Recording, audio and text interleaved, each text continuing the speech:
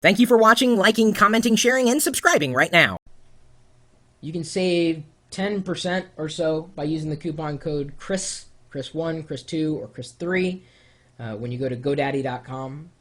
But I also have another recommendation that I'm making publicly now. I've been hosting my websites on webair.com.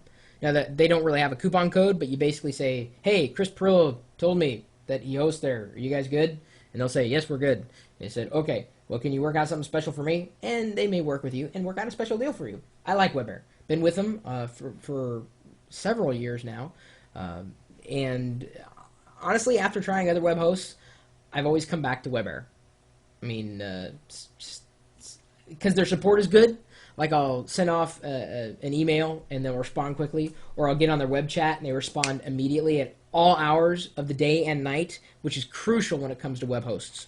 So, I don't know if this top 5 list for hosting is really going to cover it, but sometimes you get what you pay for. And when it comes to web hosts and your own website, you got to get a good web host.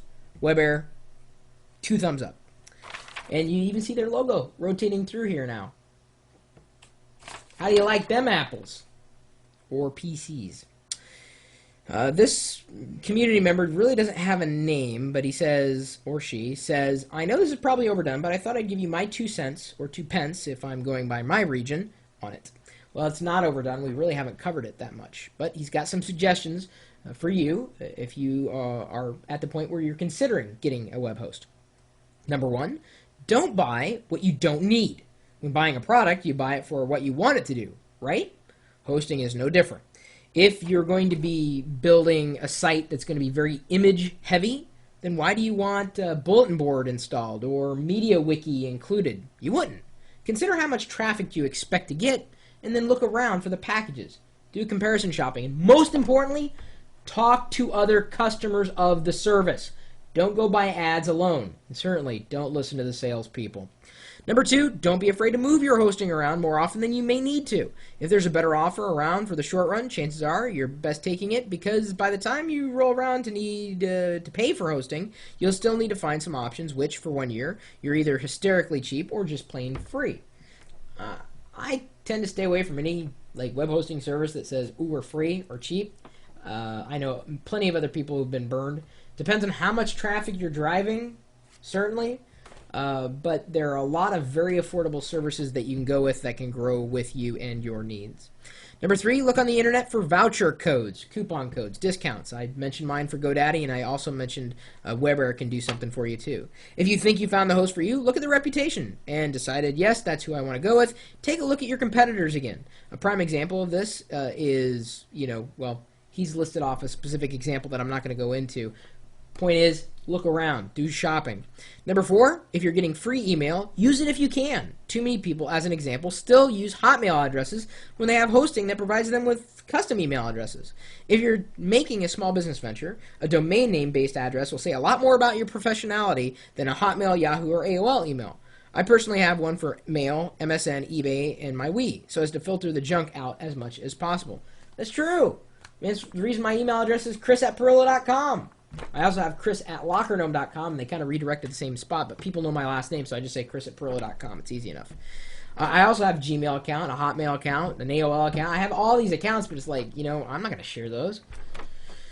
Only one email address is all I need, and I'm going to be able to take that with me no matter where I go. That's the big reason why. I mean, you don't know what's going to happen to these other services at some point in the future, but that is me. chris@pirillo.com is me for the rest of my life.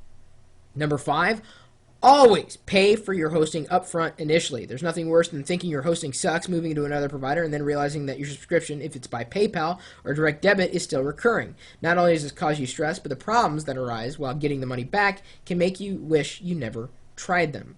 Go with what you're going to be comfortable with. If something sounds too good to be true, it is.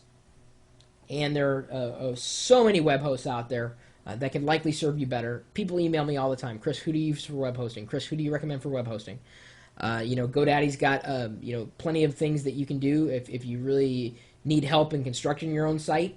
If you tend to know what you're doing and what you want, I've always been happy with WebAir, and every step of the way, to the point where we're now Colo and we've got our own hardware, and they're still providing just fantastic service.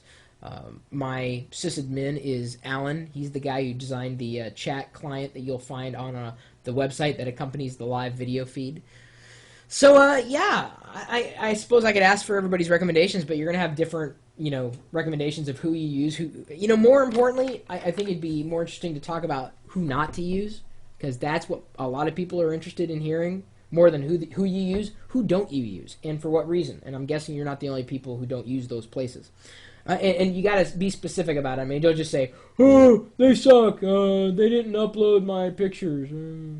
I mean, obviously, you're free webs. Yeah. How come every site, every page on freewebs.com looks like it was designed in 1992? Seriously. That's the problem. I know enough about if someone sends me a link to freewebs, I don't even bother looking. I'm like, no, I don't. I don't. I don't even bother looking. Because it looks bad. It's just ghastly. Gosh, it leaves a bad taste in my mouth. It's that bad. Nothing against the free webs host service. You get what you pay for, but it's what you put there. Why does everybody... God, it's obvious why they're going for free. When you look at the pages and the way they're designed, it's just so bad. Just because you can open Notepad and you understand a little bit about HTML does not make you a web designer. Completely different video, completely different topic. My email address is chris@pirillo.com. Maybe you got feedback, maybe you got more tips. Who knows? Pass them along. You're also welcome to join us in our chat room. We're typically talking tech 24 hours a day, 7 days a week, at one place and one place alone. And that's live.pirillo.com. Will you later?